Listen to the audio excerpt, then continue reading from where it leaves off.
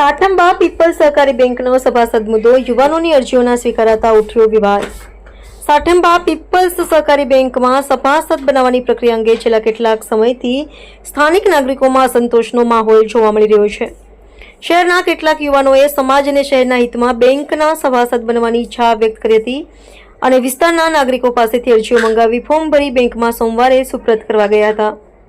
તેમ છતાં યુવાનોના જણાવ્યા અનુસાર બેંક મેનેજર હાજર ન હતા અને ઓફિસના સ્ટાફ દ્વારા સ્પષ્ટ કહેવામાં આવ્યું કે મેનેજર વિના અમે કોઈ અરજીઓ સ્વીકારી શકતા નથી અને અમારી પાસે કોઈ ટપાલ રજીસ્ટર પણ નથી।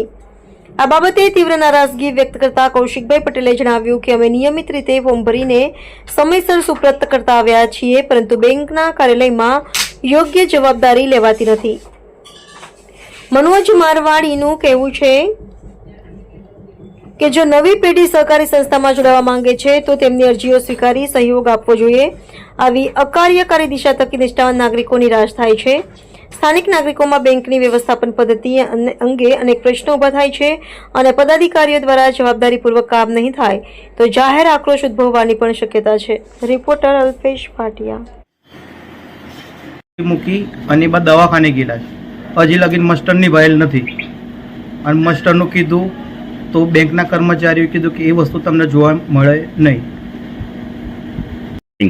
આજે 4/8/2025 ને સોમવારના દિવસે સાઠંબા પીપલ્સ કોઓપરેટિવ બેંકની અંદર અમે 300 અરજી સભાસદોને લઈને આવ્યા હતા સભાસદોના બનાવવા માટે। તો એ અરજી અમારી સ્વીકારવામાં આવી નથી અને એમ કહેવામાં આવ્યું છે ભાઈ આવી અમે કોઈ અરજી સ્વીકારતા નથી, ડાયરેક્ટ પાર્ટીઓને જ મોકલવાની જે તે વ્યક્તિ હોય તેને। અને મેનેજર પણ સી હાજર નથી, અત્યારે ટપાલ રજીસ્ટર પણ નથી। મેનેજર હાજર પણ જતા આજે 4/8/2025 ને સોમવારના દિવસે સાઠંબા પીપલ્સ કોઓપરેટિવ બેંકની અંદર અમે 300 અરજી સભાસદોને લઈને આવ્યા હતા સભાસદોના બનાવવા માટે। તો એ અરજી અમારી સ્વીકારવામાં આવી નથી અને એમ કહેવામાં આવ્યું છે ભાઈ આવી અમે કોઈ અરજી સ્વીકારતા નથી, ડાયરેક્ટ પાર્ટીઓને જ મોકલવાની જે તે વ્યક્તિ હોય તેને।